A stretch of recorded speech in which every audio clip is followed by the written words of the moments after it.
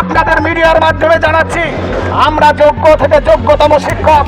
আমাদের ব্যাপারটা একটু আপনারা দেখুন, আমাদের জীবন নিয়ে কিভাবে এ রাজ্যের মুখ্যমন্ত্রী ছিনিমিনি খেলছে। আপনারাও প্রতিরোধ করে তুলুন। পুলিশ প্রশাসনদের আপনাদের বলবো, আমরা আপনাদের ঘরের সন্তান, আপনারাও প্রতিরোধ করে তুলুন। বাংলার ঘরে ঘরে প্রতিরোধ করে তুলুন। মুখ্যমন্ত্রী যদি সোজাভাবে কথাটা শুনতে চায়, কথায় আছে সোজা আঙ্গুলে ঘৃণা উঠলে আঙ্গুল দেখাতে হয়। যোগ্য শিক্ষকরা সবই জানে, মুখ্যমন্ত্রীকে বলে দেবেন আমরা তৈরি হয়ে এসেছি। স্কুল সার্ভিস কমিশনের তালিকা প্রকাশ না হওয়ায় ক্ষোভে ফেটে পড়েছেন চাকরিচ্যুত শিক্ষক শিক্ষিকারা। সোমবার সন্ধে থেকে রাতভর কলকাতার এসএসসি ভবনের সামনে অবস্থান বিক্ষোভে অংশ নেন তারা। বিক্ষোভের জেরে বহু মহিলা স্টাফ ভিতরে আটকে পড়েছেন, খাবার ও পানীয় পেতেও বাধা হয়েছে। বিক্ষোভকারীরা স্পষ্ট জানান, যোগ্য অযোগ্যদের তালিকা প্রকাশ না হওয়া পর্যন্ত আন্দোলন চলবে। সোমবার রাত 12:15 এসএসসি কর্তৃপক্ষ জানায়, সুপ্রিম কোর্টের নির্দেশ মেনেই সিদ্ধান্ত নেওয়া হবে। শিক্ষামন্ত্রী ব্রাত্য বসু একই বার্তা দেন। রাতভর দফায় দফায় উত্তেজনা তৈরি হয়, পুলিশের সঙ্গে ধস্তাধস্তিও ঘটে। আন্দোলনকারীদের দাবি, অযোগ্যদের বরখাস্ত করে যোগ্যদের তালিকা প্রকাশ করতে হবে।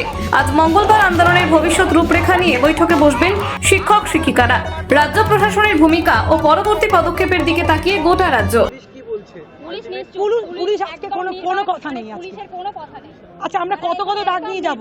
অযোগ্য, অবৈধ, আর কি ডাক দেবেন আমাদেরকে? মানে আমরা যেন মনে হচ্ছে একদম আমরা গরু ছাগল একদম পড়ে গেছি, একদম আমাদেরকে অযোগ্য আমাদের ফেলে দিয়েছে। মানে আরো যে এনারা কি চাইছেন আমরা বুঝতে পারছি না। সংসার ছেড়ে দিয়ে সকাল থেকে বেরিয়ে এখানে বসে আছি। আপনারা কি এভাবেই যে আধিকারিকরা রয়েছে তাদেরকে বোতলবন্দি করে রাখবেন এখানে, গৃহবন্দী করে?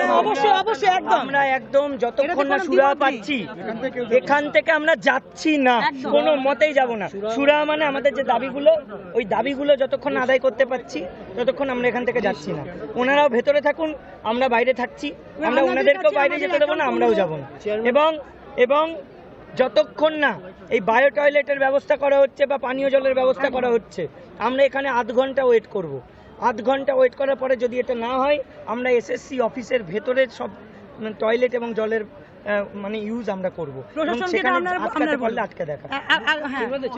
যেটা হচ্ছে লিস্ট যদি না বেরোয়, তো এখন আপনারা এখানে অবস্থান করবেন। সেক্ষেত্রে চেয়ারম্যান সহ অনেকেই আছেন ভেতরে, তাদের খাবার দাবার বা তাদের জন্য কি বা কিছু পাঠাবেন?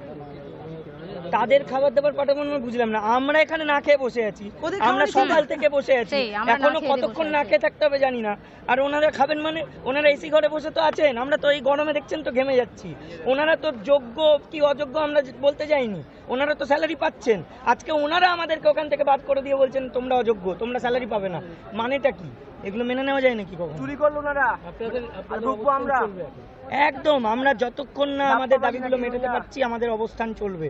এবং শুধু অবস্থান নয়, আজকে এই অবস্থান থাকছে, আগামীকাল রাজ্যের সমস্ত শিক্ষক শিক্ষিকা, সমস্ত ছাত্রছাত্রী, সমস্ত যারা শুভ বুদ্ধি সম্পন্ন মানুষ রয়েছেন, তাদের প্রত্যেককে বলবো সব কিছু ছেড়ে এই এসএসসি অফিসের সামনে আমাদের সঙ্গ দিতে আসুন। এবং আমরা চাই এই রাজ্যের শিক্ষা ব্যবস্থা যেটা রসাতলে যাচ্ছে, সেটাকে ধরে রাখার জন্য আপনারা একত্রিত হন এবং শিক্ষার স্বার্থটা রক্ষা করুন। মানে আগামীকালও আপনারা এই আন্দোলন যদি অবশ্যই আমরা এটা কন্টিনিউ করব। আমাদের দাবি পূরণ না হলে এটা চলবে। চিকিৎসকদের আন্দোলনে আপনারা কি সেই চিকিৎসক সহ সবাইকে? আমরা সমস্ত প্রকার শুভবুদ্ধি সম্পন্ন মানুষ সমস্ত জনকে ডাকছি, রাজনীতি ঊর্ধ্বে উঠে আপনারা আমাদের পাশে এসে দাঁড়ান। সকলে মিলিত হয়ে রাজ্যের স্বার্থে, শিক্ষার স্বার্থে, যোগ্যদের স্বার্থে একত্রিত হয়ে আমাদের পাশে আসুন।